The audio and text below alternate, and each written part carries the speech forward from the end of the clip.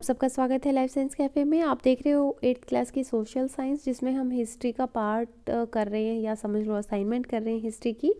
सबसे पहले हमें डिफाइन करना है म्यूटिंग किसे कहते हैं, फिरंगीज किसे कहते हैं। अगर देखिए, अगर विद्रोह होता है ओपन में किसी भी आर्मी के ऑफिसर का, या फिर उसको डिसओबे कर रहे हैं, तो उसे म्यूटिंग कहते हैं। ठीक है, फिर आता है फिरंगीज किसे कहते हैं। फिरंगीज एक्चुअली फॉरेनर जो होते हैं, जो गोरे लोग थे, वो इंडियंस के द्वारा फिरंगी बोले जाते थे।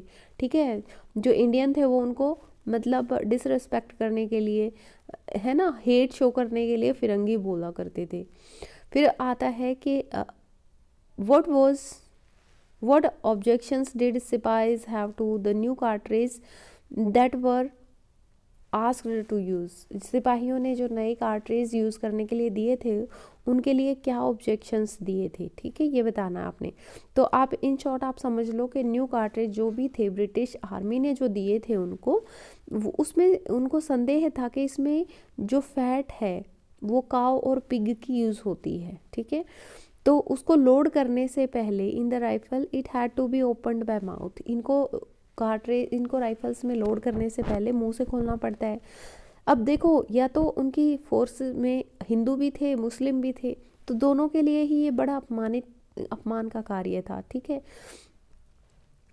अब क्या हुआ, जो काव है वो उनके लिए, हिंदुओं के लिए पवित्र थी, और मुस्लिम के लिए हराम था क्या, पिग्स का मांस या मुंह में डालना, इस तरह से। तो दोनों के लिए ही ये बुरी चीज़ थी। तो उन्होंने क्या सोचा कि भाई ये ना हमारा इंसल्ट कर रहे हैं, हमारे रिलीजन का इंसल्ट कर रहे हैं। Therefore some sipahis of Meerut regiment refuse to use this cartridge.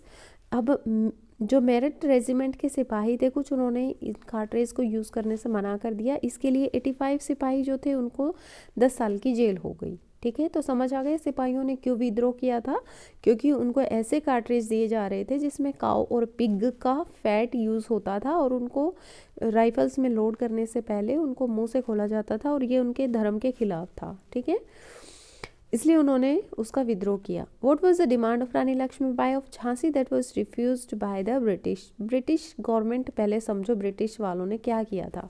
Doctrine of lapse एक पॉलिसी थी जो ब्रिटिश ईस्ट इंडिया कंपनी ने शुरू की थी। ठीक है, उन्होंने क्या किया था, डॉक्ट्रिन ऑफ लैप्स के अकॉर्डिंग जो भी राजा अगर अपने बेटे को जन्म दिए बगैर मर गया, ठीक है, उसकी डेथ हो जाती है, तो क्या होगा, ना तो उसके मतलब वंश को चलाने के लिए कोई बेटा गोद लिया जाएगा, अडोप्ट नहीं किया जाएगा, इस तरह से कोई भी काम नहीं करेगा, या तो उसका अपना बेटा हो या वो स्वयं हो, तभी वो राज्य को चला सकता है।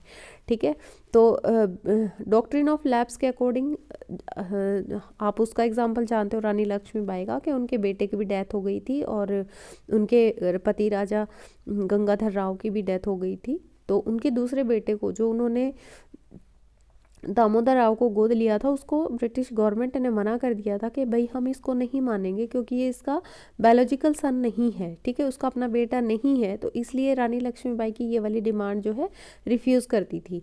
अब देखो इस क्वेश्चन में क्या लिखा हुआ है, doctrine of lapse was a policy adopted by British east India company. ठीक है, इतना क्लियर है। इसके अकॉर्डिंग कोई भी रूलर है जो कि इनकम्पिटेंट है, या तो उसके अपने बच्चे नहीं हो रहे, या died without a male heir with an annexed into British India, ठीक है, वो उसमें शामिल कर लिया जाएगा, हड़प लिया जाएगा ब्रिटिश ईस्ट इंडिया कंपनी के द्वारा। राजा गंगाधर राव 1853 में उनकी डेथ हो गई थी। ठीक है, ये कौन है राजा गंगाधर राव, ये रानी लक्ष्मीबाई के पति हैं। उन्होंने एक बेटे को अडॉप्ट किया था, सन दामोदर राव। ठीक है, जो कि उनका वारिस बना झांसी का। ठीक है, झांसी का वारिस तो बना, लेकिन ब्रिटिश कंपनी ने इसको खारिज कर दिया। लॉर्ड डलहौजी ने अप्लाई की थी, क्योंकि वो डॉक्ट्रिन ऑफ लैप्स, ठीक है, तो उन्होंने कहा कि ऐसा नहीं हो सकता, इस जो है पॉलिसी के अकॉर्डिंग आप किसी बेटे को गोद नहीं ले सकते। तो Rani Lakshmibai asked general governor, ठीक है, उन्होंने सीधे उनसे बात की to recognise her adopted sons claim, कि उनके बेटे अडॉप्टेड बेटा ही सही, लेकिन उसकी बात को वो माने, और जो वहाँ का ताज है झांसी का उसे ही पहनाया जाए। पर उनकी ये बात किसी ने नहीं मानी। फिर आता है who expelled British garrisons from the city. ठीक है, इसको थोड़े में बता दो कि नाना साहेब ने नाना साहेब कौन थे? अडॉप्टेड सन थे लेट पेशवा बाजीराव, जो कि कानपुर में रहते थे। उन्होंने जो आर्म्ड फोर्सेस गैदर की और एक्सपेल किया ब्रिटिश गैरिज्म को, मतलब जो वहाँ पे बिल्कुल कहते हैं ना अपना गढ़ बना के जिन्होंने रखा हुआ था उनको वहाँ से भगाया। किसने? नाना साहेब ने। और ये किसके बेटे थे? अडॉप्टेड सन थे लेट पेशवा बाजीराव के।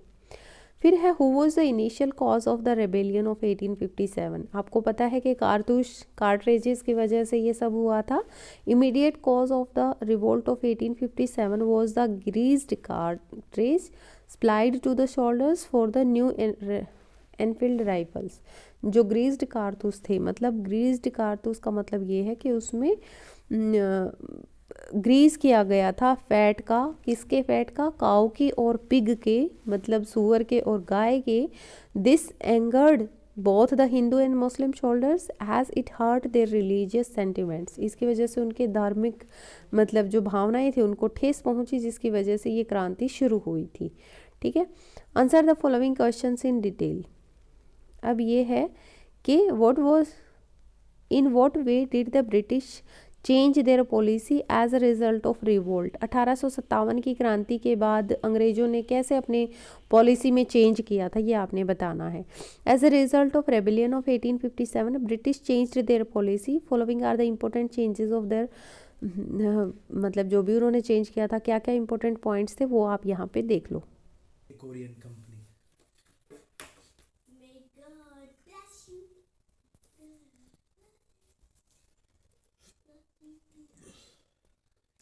Hello everybody, this is Vikas Singh Rajput. Welcome to my Great Means. इस वीडियो